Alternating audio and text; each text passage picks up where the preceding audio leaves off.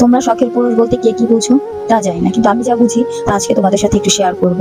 আমার ছেলেটা অনেক অসুস্থ, ওকে নিয়ে একটু ডাক্তারের কাছে যাব, আর তোমাদের সাথে এই ভিডিওটার মাধ্যমে শখের পুরুষ নিয়ে কিছু কথা বলবো।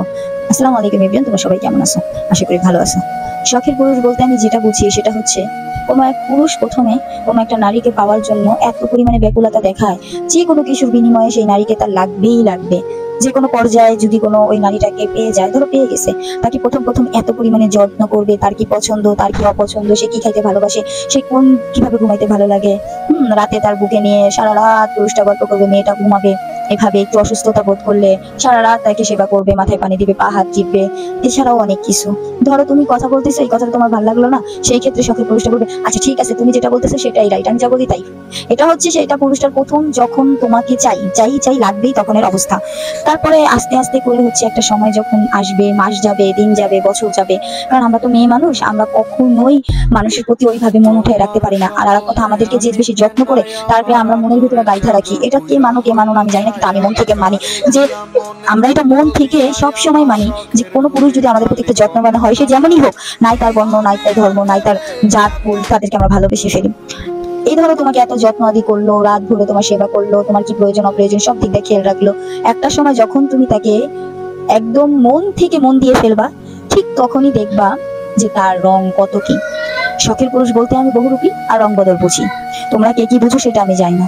তারপরে হয়ে যাবে তুমি তার কাছে, এখন তুমি তার সময় শেষ, তার যা পাওয়া যেটা দরকার পেয়ে গেছে, এখন সে দেখতেছে যে আমি কি যত্ন করবো, এখন তুমি আমাকে যত্ন করতেছে, আমার প্রতি উইক, আমার প্রতি পাগল। বিশ্বাস করো, কোনো পুরুষ যদি কোনোভাবে বুঝতে পারে যে ওই নারীটা আমাকে ভালোবাসে, ও হোক ফকিন্নি, তারপরও ও এত একটা অ্যাটিটিউড আর এত একটা বড় কি ভাব দেখাবে, বিশ্বাস বিলিভ মি, ভাবতেও পারবে না।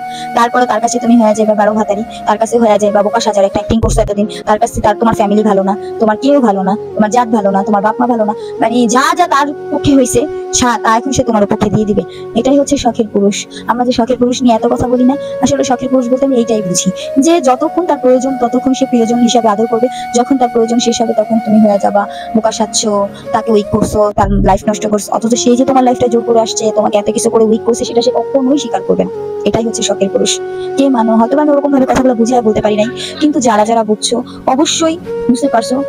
দেখো, ওরা ভাই আসেই মানুষকে দুর্বল করার জন্য, দুর্বল হয়ে গেলে সেটাকে ওরা অস্ত্র মনে করে ব্যবহার করে, আর এমন ভাবে ব্যবহার করে যে তুমি কল্পনা করতে পারবে না। কারণ একটা মানুষ যখন একটা মানুষের প্রতি দুর্বল হয়ে যায়, তখন সে পারে না, সে কি পারে বলো তাকে ছাড়া থাকতে?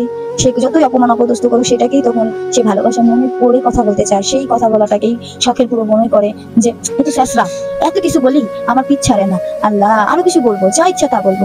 হ্যাঁ, আমি বলবো না যে তার পরিণতি একদিন খারাপ হবে না, হবে, কিন্তু ওই যে তোমার যে রিসেন্ট মুহূর্তটা চলতেছে সেটাকে সে এনজয় করে, এটাই শখের পুরুষ।